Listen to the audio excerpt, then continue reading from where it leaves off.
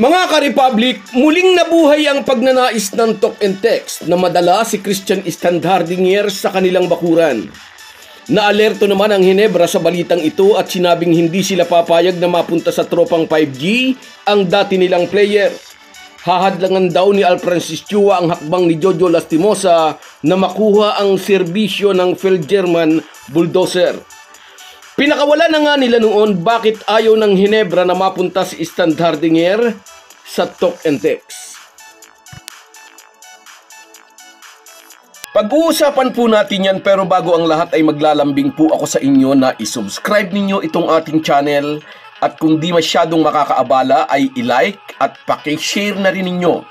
Malaking bagay po yan sa aming mga vlogger. Maraming salamat. Mga ka-Republic, matunog ngayon ang balitang pinupursigi ng talk and text na madala sa kanilang hanay si Christian Standhardinger. At naalerto sa balitang ito ang front office ng Barangay Ginebra. Wala nang koneksyon ang Gene King sa Phil-German bigman dahil itrinade na nila ito noon sa Terra Firma, ngunit nababahala di umano ang Ginebra kung mapupunta si Stan sa mahigpit nilang karibal na talk and text. Muntik nang napitas ng tropang 5G ang Grand Slam sa nagdaang season. Napigilan lang sila ng SMB na maibulsa ang Triple Crown Sweep nang agawin ng SMB ang kampyonato sa All Filipino Conference. Gusto uling subukan ng TNT ang pagsungkit sa mailap na Grand Slam sa paparating na season at naniniwala ang mga ito isang malakas na sentro ang missing piece upang magtagumpay sila sa kanilang pangarap. Kung makukuha nila si Standhardinger, sigurado raw na magiging malakas ulit sila sa 50th season. Kasulukuyan pang nagpapagaling sa kanya-kanyang injury sina Poy Eram at Jason Castro.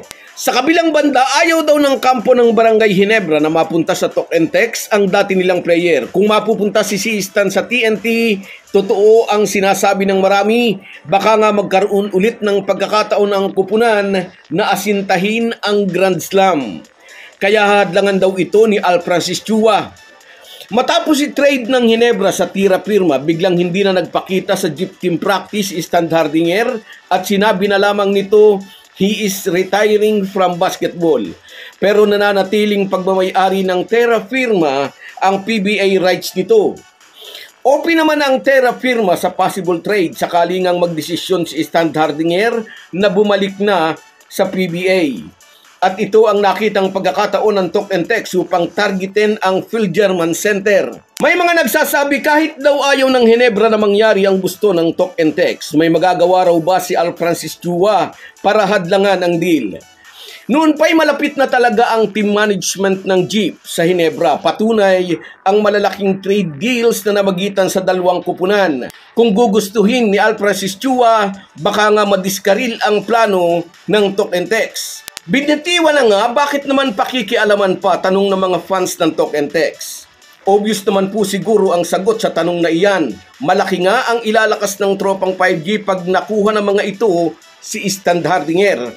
Kaya gagawa na lang daw ng paraan na mapabalik ito sa Ginebra. Ngunit kung sakali, may malaking problema pa rin daw si Alfrancis Chua kahit mapapayag niya ang Terra Firma na ma-trade back sa kanila si Stan. Alam naman nating lahat nagkaroon ng samaan ng loob sina Coach Tim Cone at Standhardinger. Pumayag kaya si Tim Cone na muli nitong maging player ang Phil-German Center? Ganon din si Standhardinger. Papayag ba itong bumalik sa team na nagtapo na sa kanya? Sakaling hindi mapagkasundo ni Alfrancis Chua, sina CTC at Stan, ang opsyon ng Ginebra ay kuhanin pa rin daw ito. At kung gusto talagang i-acquire ng talk and text, sa Ginebra daw nito kunin. At malalagay din nga sa alanganing sitwasyon ng tropang 5G pag ganito ang naging senaryo. Sa kalibre ni Christian Standhardinger, tiyak na hihingi ang Ginebra ng isang mabigat ding kapalit. Sino ang kaya nilang isakripisyo para makuha si Standhardinger? Sa ating tingin, mas magiging magaang nakatransaksyon para sa talk and text kung ang Terra Firma ang kanilang kausap. Kaya dapat galingan pa ni Jojo Lastimosa. Dahil kung sa diskarte lang, tiyak na hindi patatalo sa kanya si Alfrancis Chua. Pero syempre, ang lahat ng ito'y didepende pa rin sa desisyon ni Christian Standhardinger.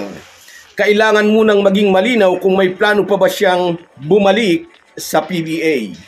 So guys, yan lang muna. Hanggang sa muli. Kung wala po kayong mga viewers namin ay walang magtatagumpay na vlogger. Kaya salamat po sa inyong panunood. Shout out sa iyo, Ireneo Salansang. Salamat sa panonood, idol. Sa iyo rin, shout out, Norman Flores. Salamat, idol. Lagi kang nariyan. Hindi mo ako iniiwan. Thank you. At sa iyo rin, Alfredo Lacerna Vlog. Tama raw ang ginawa ni Tim Cone. Binitiwan yung mga hindi ginagamit. At sa iyo rin, Merson Kabadi Vlog. Mula naman dyan sa Oman. Ingat ka lagi dyan, kabayan. Lagi kong paalala. Sa iyo rin, Papa Kiko. Salamat, lagi kang narito. Sa iyo rin, shout out Jigs Carido. Shout out sa iyo, idol. Sa iyo rin, shout out Nelson Reyes, kabayan. Salamat sa panonood. At sa iyo rin, shout out Dantigo Bitak. Salamat po sa inyong lahat. Kahit gaano po tayo kabisi, ay huwag po nating kalimutan ang ating buhay espiritual. Lagi po tayong magpasalamat sa bawat araw na dagdag sa ating buhay. Malaki po ang maitutulong ng pananalangin araw-araw. Isang paalala po mula sa inyong Halo Halo Sports Republic.